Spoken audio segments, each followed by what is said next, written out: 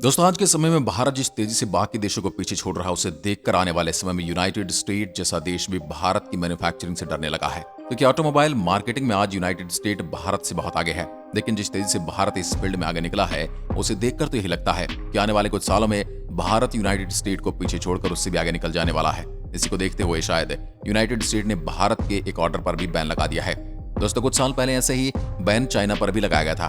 भले United state कई मामलों में भारत से आगे है, लेकिन कुछ फील्ड ऐसे में जिससे भारत उनसे बहुत आगे निकल चुका है, जैसे footwear, solar, textile, plastic, leather और कुछ और भी सेक्टर हैं जिनमें भारतीय मैन्युफैक्चरिंग यूनाइटेड स्टेट से मार्केटिंग का फायदा उठा सकते हैं।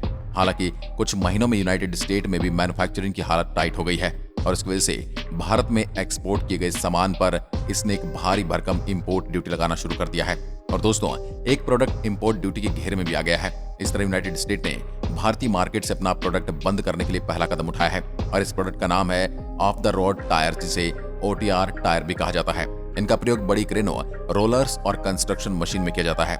इनमें लगने वाले टायर्स का एक्सपोर्ट भारत से ही किया जाता है और इसके भारत में दो सबसे बड़े मैन्युफैक्चरर हैं, जिसमें पहला है बालकृष्ण इंडस्ट्री और दूसरा है ATC प्राइवेट लिमिटेड। हालांकि इन दोनों कंपनी के अलावा भी भारत में और भी कुछ मैन्युफैक्चरर्स भी हैं जिन पर भी US द्वारा लगाई गई इंपोर्ट ड्यूटी का असर पड़ने वाला है और ऐसे में भारत से OTR टायर्स का एक्सपोर्ट भी कम हो सकता है। इस कदम को US ने अपने घरेलू मैन्युफैक्चरर्स को बचाने के लिए उठाया है, क्योंकि अमेरिकन मैन्युफैक्चरर्स को भारतीय मैन्युफैक्चरिंग से सेल को लेकर खतरा बना रहता है और फिर US की कंस्ट्रक्शन मशीनरी मैन्युफैक्चरिंग कंपनियों से तो टायर्स भारतीयों से काफी सस्ते भी मिल जाते हैं और भारतीय टायर्स की वजह से ये अमेरिकन कंपनी ज्यादा प्रॉफिट मार्जिन बना देती हैं। लेकिन दोस्तों, अब US की सरकार का कहना है कि मार्जिन से ज्यादा वे मेड इन US पर ध्यान देंगी। साल 2017 में पहली बार भारतीय टायर्स पर इंपोर्ट ड्यूटी लगी थी। हालांकि 5 साल बाद यानी 2022 में खत्म हो गई थी, लेकिन इस ड्यूटी के बाद से ये पता चला कि US में ऐसे टायर्स की इंडस्ट्री अभी भी कॉम्पिटिटिव नहीं बन पाई है, इसलिए इस इंपोर्ट ड्यूटी के आगे 5 साल के लिए बढ़ा दिया गया है। भारत की बात की जाए तो 2022 में यहाँ से 17,816 करोड़ रुपए के टायर एक्सपोर्ट किए गए थे और अभी तक US को भारतीय टायर्स का सबसे बड़ा मार्केट माना जाता है। इसके बाद जर्मनी, ब्राजील, UK और फ्रांस भी भारतीय टायर्स के सबसे बड़े कस्टमर्स हैं। दोस्तों, टायर्स के एक्सपोर्ट के मामले में अभी तक भारत 7वें नंबर पर है। ऐसे में इसे भारत के खिलाफ बड़ा कदम माना जा सकता है, लेकिन यहाँ एक बात क्लियर हो गई है दोस्तों कि भारत अब बड़े देशों की बराबरी करने के लिए तैयार है। डेवलप्ड देश भी अब इस बात को मानने लगे कि भारत उनसे पीछे नहीं है। जब से भारत में मेक इन इंडिया शुरू हुआ है, तब से हमारी मैन्युफैक्चरिंग में काफी ज्यादा तेजी आई है। फिर चाहे इलेक्ट्रॉनिक, सेमीकंडक्टर, हाइड्रोजन, रेलवे और ऐसे ही कई सेक्टर क्यों ना हो, जिसमें आज हम तेजी से अपने खोए हुए समय की भरपाई कर चुके हैं। आज भारत का नाम चाइना के बाद दूसरे नंबर पर आता है।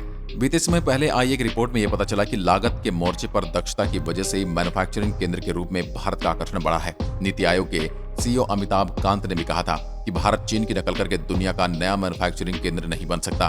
भारत को अगर इस क्षेत्र में आगे निकलना है तो उससे वृद्धि के नए उभरते क्षेत्रों पर ध्यान देना होगा। अब विनिर्माण केंद्र के रूप में भारत का आकर्षण बढ़ा है। यहाँ लागत में दक्षता की वजह से ही संभव हो पाया है। भारत ने ग्लोबल रैंकिंग में टॉप 2 में जगह बनाई है। भारत ने एक बार फिर साबित कर दिखाया है कि वो हर क्षेत्र में आगे बढ़ रहा है। अमेरिका और एशिया प्रांत क्षेत्र की तुलना में मैन्युफैक्चरर भारत को ज्यादा पसंद कर रहे हैं। भारत ने आउटसोर्सिंग की जरूरतों को सफलतापूर्वक पूरा किया है। इसे सालाना आधार पर भारत की रैंकिंग में सुधार हुआ है। इसमें हर देश की मैन्युफैक्चरिंग रिस्टार्ट करने की क्षमता, कारोबार माहौल जैसे लेबर और मार्केट का एक्सेस, ऑपरेटिंग कॉस्ट और रिस्क शामिल है।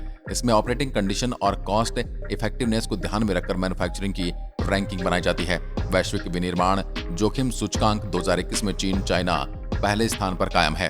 यह सूचकांक यूरोप, द अमेरिकाज तथा एशिया प्रशांत के 47 देशों में वैश्विक विनिर्माण के लिए आकर्षण या लाभ देने वाले देशों का आकलन करता है।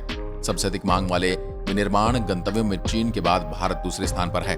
इससे साफ तौर पर यह साबित हो रहा है कि अमेरिका और एशिया प्रांत क्षेत्र की तुलना में विनिर्माण भारत में रुचि दिखा रहे हैं। Real estate consultant Cushman and Wakefield के मुताबिक कॉस्ट इफेक्टिवनेस के चलते मैन्युफैक्चरिंग डेस्टिनेशन के रूप में भारत का आकर्षण बढ़ा है।